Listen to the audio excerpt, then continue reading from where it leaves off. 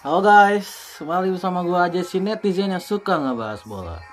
Iya, jadi gue ingin menyampaikan pendapat gue aja ya di video ini soal wacana dari FIFA yang akan menambah peserta Piala Dunia di 2030 nanti.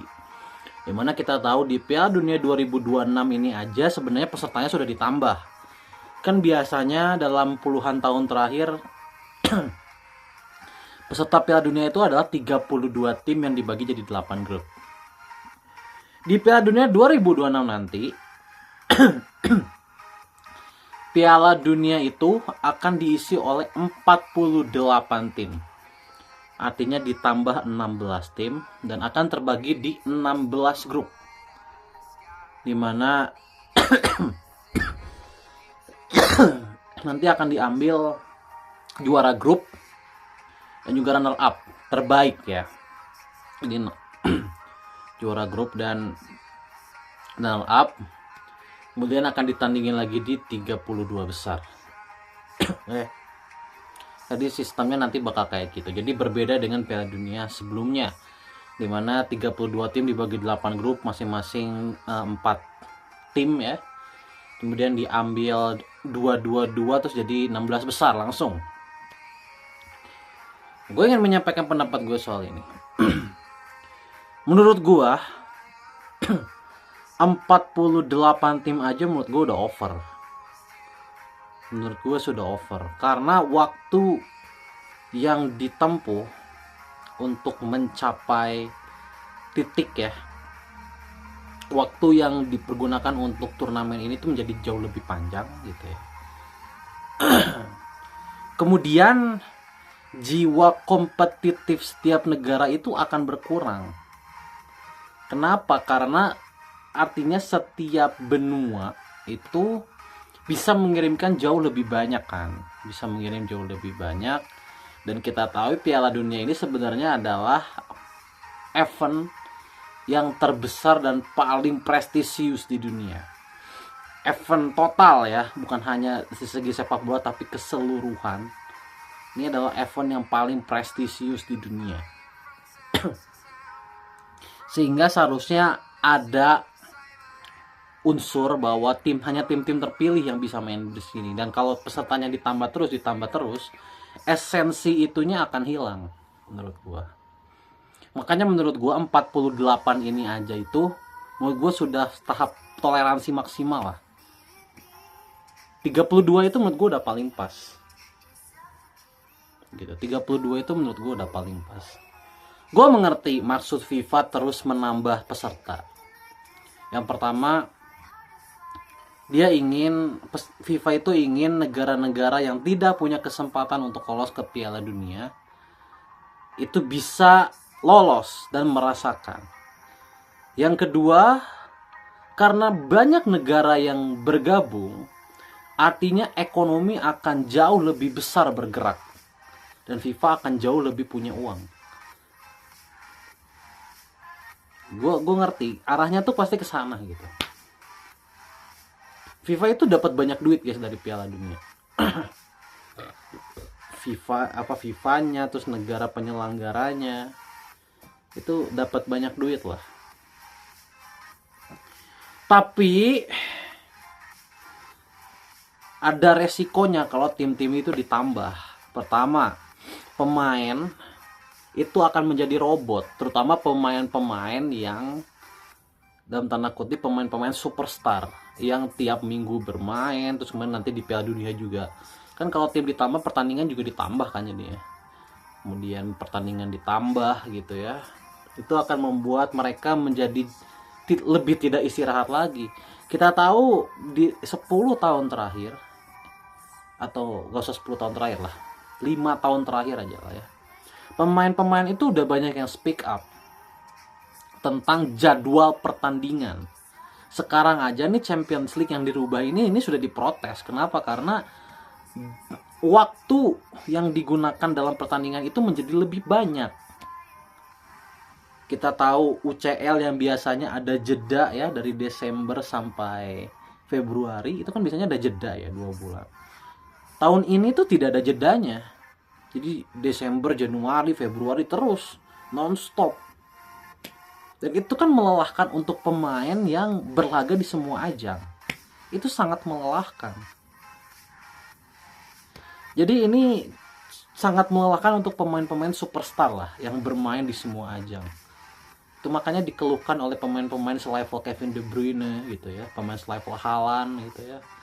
Kevin De Bruyne itu sudah speak up guys, bahwa dia tuh tidak suka dengan bukan hanya federasi FIFA ya, tapi cara UEFA juga menambah pertandingan dengan tujuan money gitu ya, dengan tujuan duit gitu. Jadi gua pun sependapat dengan Kevin De Bruyne bahwa atlet itu bukan robot. Kita tahu yang diincar adalah uang dan prestisius, ibaratnya ingin menambah pasar lah dengan meloloskan tim-tim yang gak pernah lolos ke Piala Dunia. Tapi di satu sisi juga harus memikirkan pemain-pemain yang sudah tired, sudah capek di klubnya. Ini pemain-pemain besar ini bisa jadi menolak loh bermain di Piala Dunia, dan itu kan bisa menurunkan nilai dari Piala Dunianya juga kalau pemain-pemain bintangnya banyak yang tidak ingin ikut. Jadi ini ada plus minusnya, dan gue lebih setuju dengan pendapatnya Kevin De Bruyne bahwa menurut gue Piala Dunia itu harus menjadi event yang mahal, dan event yang mahal itu hanya bisa didapatkan oleh tim-tim yang memang berambisi untuk masuk ke sana. Sekarang kalau 64 tim semenjana aja itu bisa lolos. Tim semenjana aja bisa lolos gitu. Indonesia nih contohnya. Indonesia itu kan mati-matian dengan naturalisasi dengan segala macam ya. Mati-matian banget lah untuk mendapatkan satu slot ke Piala Dunia. Dan kalau Piala Dunia ini ditambah, ya kita nggak perlu berambisi sejauh ini kan. Artinya apa yang kita lakukan ini menjadi sesuatu yang nyaris tidak akan ada tujuannya lagi ke depan. Karena gini loh, kita ini kan sudah masuk ke 10 besar Asia lah. Dan sekarang slotnya itu ada 8,5 di Asia. Artinya kita punya kesempatan lolos yang lumayan juga sebenarnya dengan 48 tim. Apalagi ditambah nanti 64 tim. Berarti kan slot Asia ini akan jauh lebih banyak. Indonesia punya kesempatan jauh lebih besar untuk lolos. Tapi nanti jiwa kompetitifnya jadi nggak ada.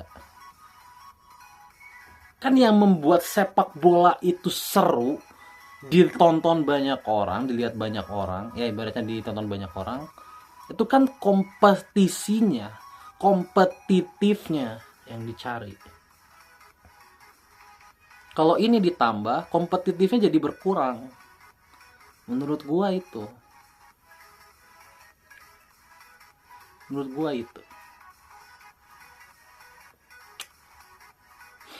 Kayak gitulah kurang lebih. Jadi sekali lagi gue sependapat dengan pemain-pemain superstar ya, bahwa udah tidak perlulah penambahan lagi, udah 48 udah maksimal gitu. 48 tim menurut gue udah maksimal. Ibaratnya memberi kesempatan negara-negara yang belum itu boleh. Cuma that's enough gitu. Karena ya federasi FIFA atau UEFA atau ya FIFA lah, kalau bicara Piala Dunia kan punya FIFA, harus memikirkan juga pemain-pemain yang lain. Jangan hanya negara ini aja, semuanya kan harus dipikirin. Jangan hanya karena ingin mendapatkan keuntungan yang jauh lebih banyak gitu ya, terus akhirnya pemain-pemain superstar terutama ya yang udah tired ini menjadi kecapean. Pertandingannya jadi non-stop. Ya kita harus akui aja lah. Kan biasanya orang-orang besar itu kan datang dari negara yang besar juga. Dan biasanya negara besar itu kan bertandingnya biasanya jauh lebih banyak dibanding tim-tim yang tidak diunggulkan. Ini kan sangat melelahkan. Dan kalau kalian bilang kalau tidak mau lelah jangan jadi atlet, bukan itu poinnya. Poinnya adalah FIFA harus juga memikirkan semua stakeholder yang ada di sepak bola. Jangan memikirkan dirinya sendiri. Jangan hanya memikirkan uang, hanya memikirkan bisnis, hanya memikirkan regulasi dengan alasan ingin memberi kesempatan negara-negara lain yang belum ikut gitu ya. Gue ingin FIFA lebih bijak aja gitu melihat ini. Bahwa Piala Dunia tanpa bintang pun kan tidak menarik Piala Dunianya, ya kan? Jadi gue harapkan ada keseimbangan di sini. Dan untuk ini ya, untuk Indonesia sendiri kan, Indonesia memang negara yang bisa dibilang kuda hitam di Asia ya. Which is sebenarnya kalau bicara penambahan, ini sebenarnya lumayan bagus juga untuk Indonesia ya. Untuk negara-negara selevel Indonesia lah. Negara-negara kayak siapa yang jarang, Yordania gitu ya, Bahrain gitu ya, yang jarang-jarang mungkin mereka punya kesempatan jauh lebih besar gitu. Hanya aja kan ketika nanti kita ke Piala Dunia tapi ternyata negara-negara besar tidak menerjunkan bintangnya karena protes, kan percuma juga kita masuk juga kan. Kalau pemain-pemain bintang ini nggak ada, kita tidak bermain di level tertinggi dong.